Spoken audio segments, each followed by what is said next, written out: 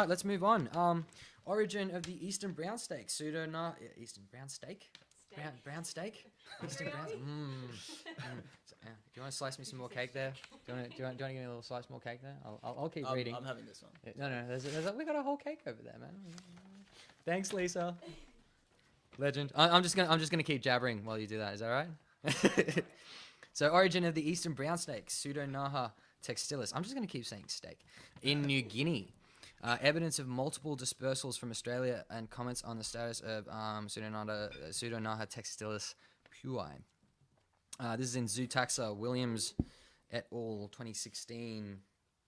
So, a little bit of background here. I guess with molecular genetics coming up, the biogeographic history of organisms is like we're getting a really good handle on how populations and different species got to where they are over time. And looking at biogeographic history through molecular genetics is one way to do that. And an area that's been getting a fair bit of interest, but I guess the focus has previously been on mammals and birds and stuff like that, has been the border between Papua New Guinea and Australia. There's a lot of shared taxa. You know, there's we share the Death Adder genus. So there's Acanthopus levis I'm not sure. I can't quite remember. Laevis. Yeah. The Death Adder up there.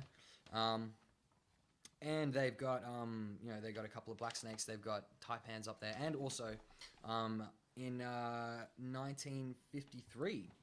Two samples found in Papua New Guinea's fourth Archibald expedition of eastern brown snakes. The Archibald expedition, by the way, I had to check into this. What is this Archibald expedition? So Richard Archibald in 1963 started the Archibald expeditions. He's a naturalist, a zoologist, and an explorer.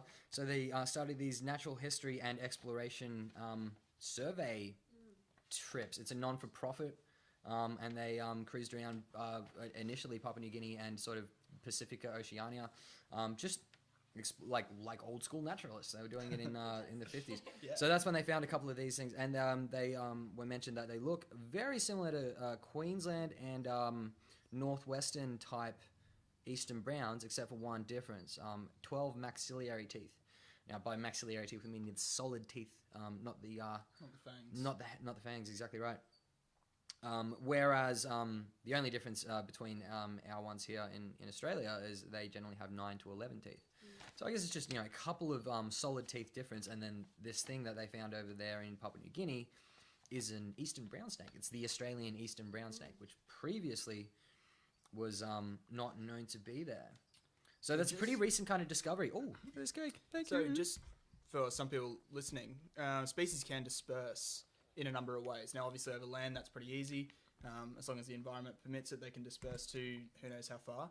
But the thing is, with dispersing overseas, reptiles are particularly good at this because they can live for a very long time without food and water. Now, if you have a mammal that gets caught on a little raft of debris or logs, and they get sent out into the sea, it's going to dehydrate in the sun with no fresh water or food, they're going to perish pretty quickly. Reptiles, on the other hand, they'll do okay. They're loving it. They're like, well, I got sun. I got a great view. Like, they don't really need much else. So they can float around the oceans for potentially a bit longer very long time until they wash up on some island somewhere. Yeah. And they run ashore, and it's sort of like nothing changed. Well, I mean, they're waterproof on the outside, right? Essentially, yeah. So, reptiles are very good at dispersing overseas. Yeah. The interesting thing then is this as you say, by ocean, a modern dispersal? Or is this a much older dispersal? So I guess when you kind of look at, let's say, the Death Adders and sort of the black snakes and taipans and things like that, there's some between Australia and New Zealand, Papua New Guinea. Some of them are absolutely separate species, right? There's the Papua New Guinea black snakes, and then there's the Australian groups of black snakes. There's a couple of Papua New Guinea Death Adders, and then there's the Australian groups of Death Adders.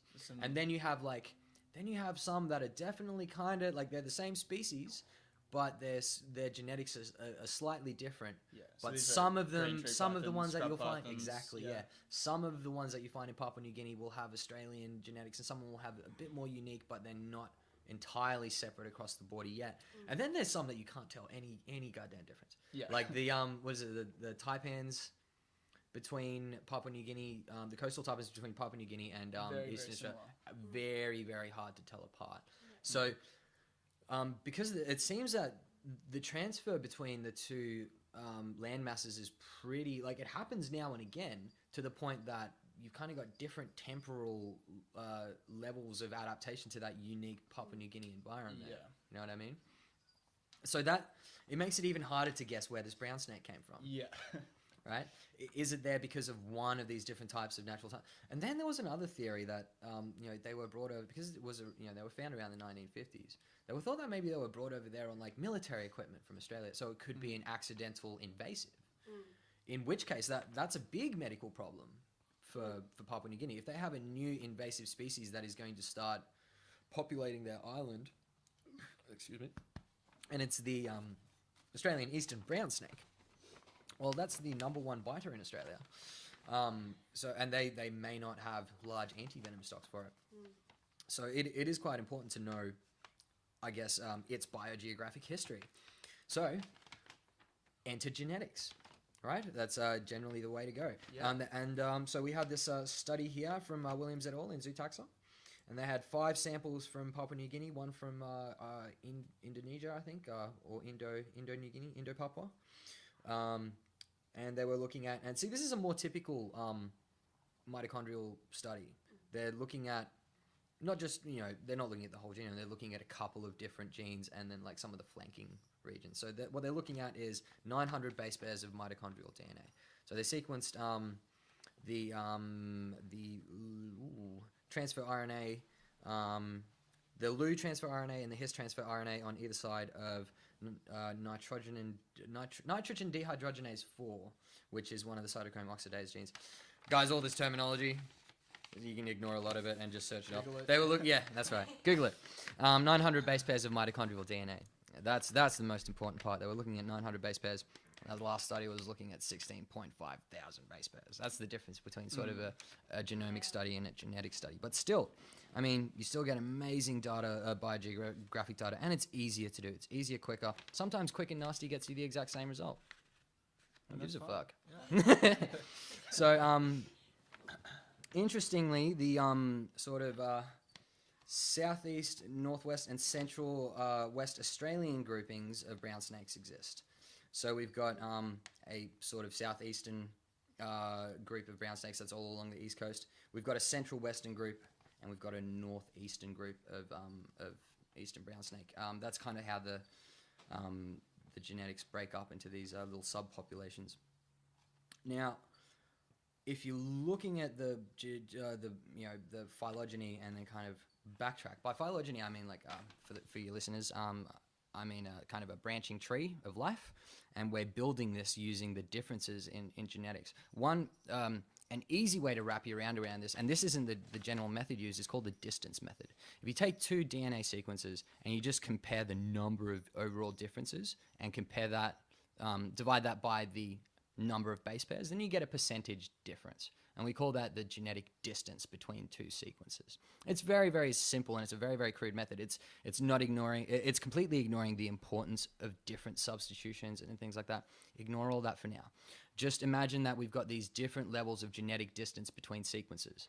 And now we draw like a pedigree with, on closer branches, we have ones with less distance between them. Branches with more branches between them, samples with more branches between them, greater genetic distance. So that's one way to build a phylogeny, very simple and crude. When doing this, you can then also, if you know the rate at which things mutate, if you can create a molecular clock, then you can track back to when those splits in the tree happened.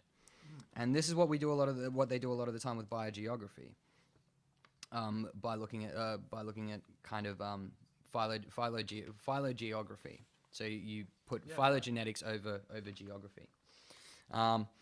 It looks like there's been 2 Pleistocene dispersals. So the Pleistocene was 2.6 million to 12,000 years ago, long time ago. The sea level dropped 75 meters during the Pleistocene glaciation. So there was glaciers during the Pleistocene, and the sea level around Australia dropped 75 meters. And that seems to be when these groups have come over because it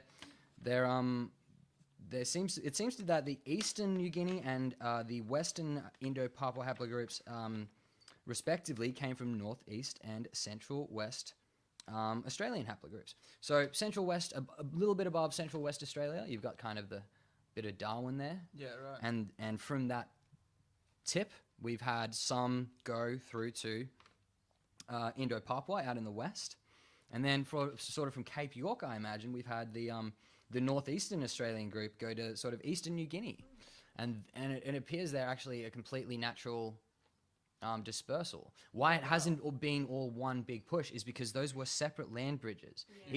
Even though the ocean went down, in between them was what is now the Gulf of Carpentaria. That was Lake Carpentaria. Yeah, That was a giant inland lake. yeah. So they were moving on either side of this lake in two different genetic groupings. You had the eastern haplotypes on one side of Lake Carpentaria crossing the land bridge, and then on the other side of Lake Carpentaria, you had the central western eastern brown snake group going to sort of Indo-Papua. So really, really cool study showing that they are actually more than likely absolutely native. They dispersed there separately, but around the same time apparently. I think, if I got that right, in the Pleistocene, during a glacial period when there was a 75-meter sea level drop. Do we know how long that period lasted for? The sea level drop. The sea level drop? We, as scientists, do. I do not. No. I have no idea. I have no idea how long that. So that would have been one of the glacial periods. We're in an interglacial now, folks. We're in a nice, lovely, warm interglacial, which is why the sea levels are a bit higher, and we'll get a lot higher if we fuck it up.